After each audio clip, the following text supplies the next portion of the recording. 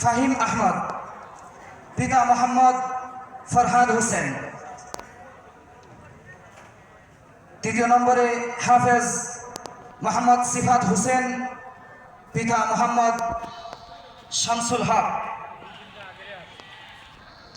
চতুর্থ নম্বরে হাফেজ মোহাম্মদ আলিফ হোসেন, পিতা মোহাম্মদ লালসান মিয়া।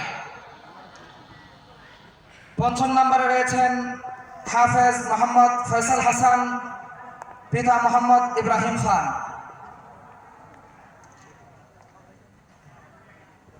ষষ্ঠ নম্বরে রয়েছেন হাফেজ মোহাম্মদ হাসান আহমদ, পিতা মোহাম্মদ মুস্তাফিজুর রহমান। সপ্তম নম্বরে রয়েছেন মোহাম্মদ রিফাত হাসান, পিতা মোহাম্মদ তুফাজ্জল হোসেন। অষ্টম নম্বরে রয়েছেন হাফেজ মোহাম্মদ জিহাদ হোসেন, পিতা মোহাম্মদ জাকির হোসেন। নবম নম্বরে রয়েছেন হাফেজ মোহাম্মদ কাউসার হোসেন, পিতা মোহাম্মদ আব্দুর রহমান। এই ছিল আমাদের এই 9 জন যারা এই বছর পুরো 30 পারা কোরআন শরীফ হেফজ করেছেন।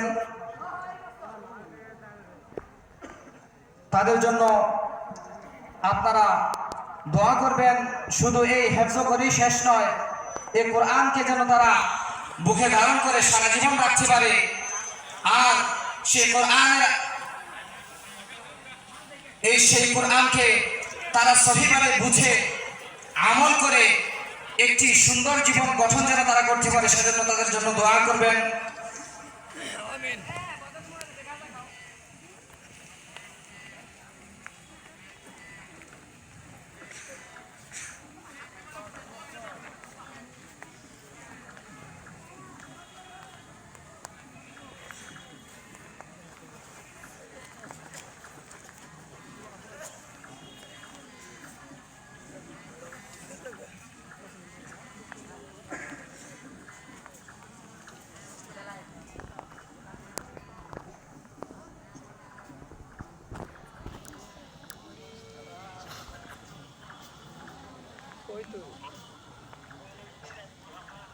এইটাই প্যান্ডেলের মধ্যে আমরা প্যান্ডেলের মধ্যে হুজুরের সামনে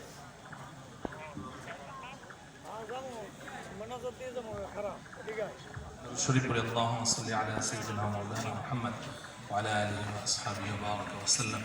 الحمد لله رب العالمين والصلاة والسلام